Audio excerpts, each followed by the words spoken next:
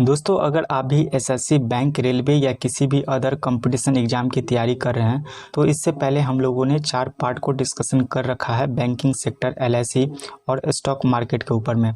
आप उनको ज़रूर जा कर के देखिएगा, जिससे आपको एग्ज़ाम में बहुत ही मदद मिल सकेगा। और इसके बाद भी हमारे पार्ट आएंगे, ये हमारा पार्ट 5 है, जिसके अंतर्गत हम लोग बैंकिंग सेक्टर के एमसीक्यू को डिस्कशन करेंगे। और इसके बाद भी हमारे पार्ट आएंगे, बैंकिंग सेक्टर के ही होंगे। कुछ क्वेश्चन अभी बाकी हैं जो कि और भी होंगे। तो आज का जो हमारा क्वेश्चन है वो हमारा पहला क्वेश्चन है, बचत खाता खोलने के लिए न्यूनतम आयु क्या है।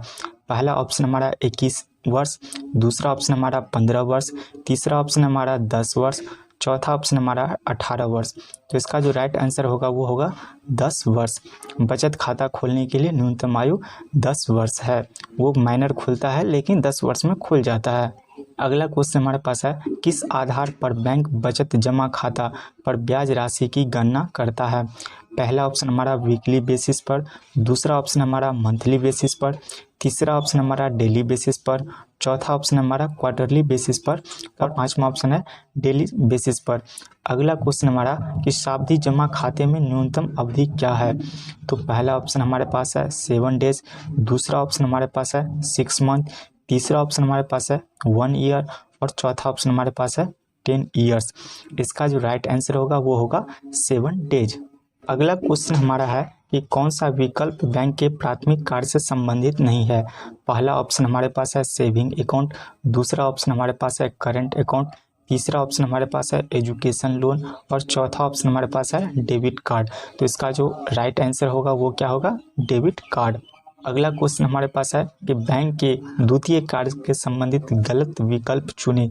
रॉन्ग विकल्प आपको चूज करना है। तो पहला ऑप्शन हमारा एजेंसीज वर्क, दूसरा ऑप्शन हमारा लॉकर फैसिलिटीज, तीसरा ऑप्शन हमारे पास है मोर्टगेज, चौथा ऑप्शन हमारे पास है डीएफ ऑफ फंड। का जो राइट आंसर होगा वो होगा मोर्टगेज। अगला क्वेश्चन हमारे पास है कि सुरक्षित जमा लॉकर सुविधा का उपयोग करने के लिए बैंक ग्राहक भुगतान करता है। इसका जो पहला ऑप्शन है हमारे पास वह है कमीशन ऑफ लॉकर, दूसरा ऑप्शन हमारे पास है इंटरेस्ट ऑन लॉकर, चौथा ऑप्शन हमारे पास है एक्सचेंज ऑन लॉकर। इसका जो राइट आंसर होगा वो होगा तीसरा, रेंट ऑन लॉकर। अगला क्वेश्चन हमारे पास है, व्हाइट लेबल एटीएम खोलने के लिए आरबीआई की अनुमति प्राप्त करने वाली पहली कंपनी कौन सी है। इसका जो पहला ऑप्शन हमारे पास है Tata communication payment solution limited, दूसरा ऑप्शन हमारे पास है मेथड फाइनेंस, तीसरा ऑप्शन हमारे पास है प्रिज्म पेमेंट और चौथा ऑप्शन हमारे पास है एजीएस। इसका जो राइट आंसर होगा वो होगा Tata communication payment solution limited. अगला क्वेश्चन हमारे पास है कि व्हाइट लेबल एटीएम में निम्नलिखित में से कौन सी सुविधा उपलब्ध है। पहला ऑप्शन हमारे पास है कैश डिपॉजिट, दूसरा ऑप्शन हमारे पास है रेगुलर बिल पेमेंट, तीसरा ऑप्शन हमारे पास है purchase of reload voucher for mobile, चौथा ऑप्शन हमारे पास है पिन चेंज। इसका जो राइट आंसर होगा वो होगा चौथा नंबर, पिन चेंज। अगला क्वेश्चन हमारे पास है कि एक गैर बैंकिंग वित्तीय कंपनी एनबीएफसी के तहत पंजीकृत एक कंपनी है।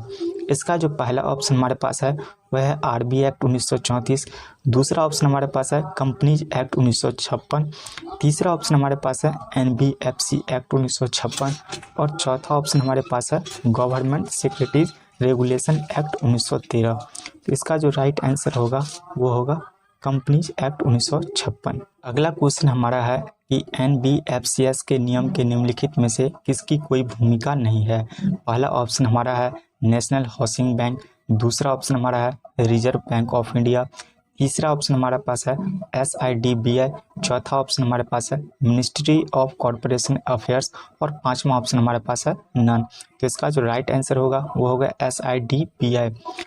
अगला क्वेश्चन हमारे पास है कि भुगतान बैंक कितने वर्षों के संचालन के बाद लघु वित्त बैंक में परिवर्तन के लिए आवेदन कर सकता है। पहला ऑप्शन हमारे पास है 3 वर्ष, दूसरा ऑप्शन हमारे पास है 10 वर्ष, तीसरा ऑप्शन हमारे पास है 5 साल और चौथा ऑप्शन हमारे पास है 1 ईयर, पांचवा ऑप्शन हमारे पास है 2 ईयर। इसका जो राइट आंसर होगा वो होगा 5 ईयर। अगला क्वेश्चन हमारे पास है कि एक पेमेंट बैंक का ग्राहक दिन के अंत में अपने खाता में अधिकतम कितनी शेष राशि रख सकता है। पहला ऑप्शन हमारे पास है 1 लाख, दूसरा ऑप्शन हमारे पास है 2 लाख, तीसरा ऑप्शन हमारे पास है 3 लाख और चौथा ऑप्शन हमारे पास है 10 लाख। इसका जो राइट आंसर होगा वो होगा 2 लाख। अगला क्वेश्चन हमारे पास है, इंपीरियल बैंक ऑफ इंडिया को किस वर्ष भारतीय स्टेट बैंक में परिवर्तित किया गया है।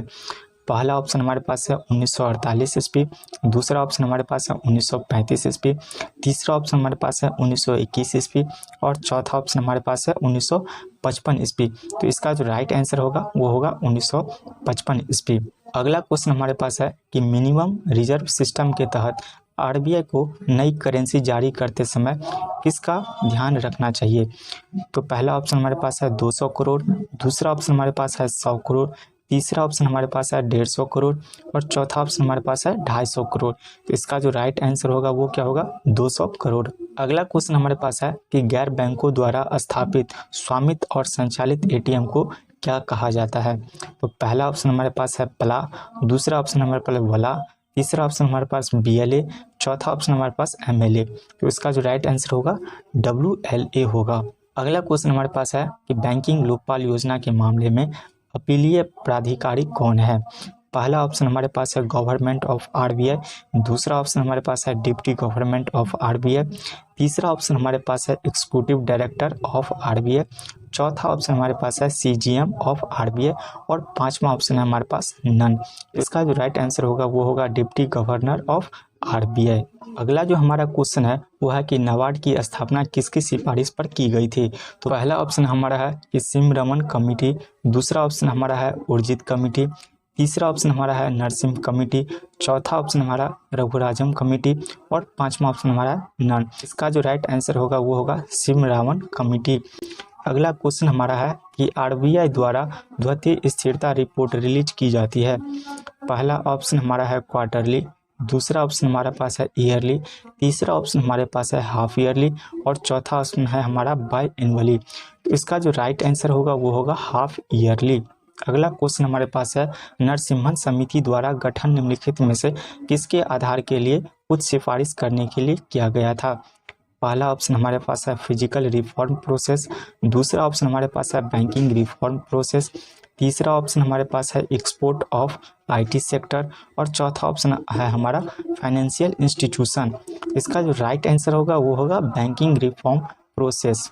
अगला क्वेश्चन हमारे पास है कि बैंकिंग उपयोग के मामले सबसे बड़ी चुनौती में से एक मनी लॉन्ड्रिंग। आमतौर पर मनी लॉन्ड्रिंग को रोकने के लिए बैंकों द्वारा शुरू किए गए अधिनियम मानदंडों का नाम बताइए।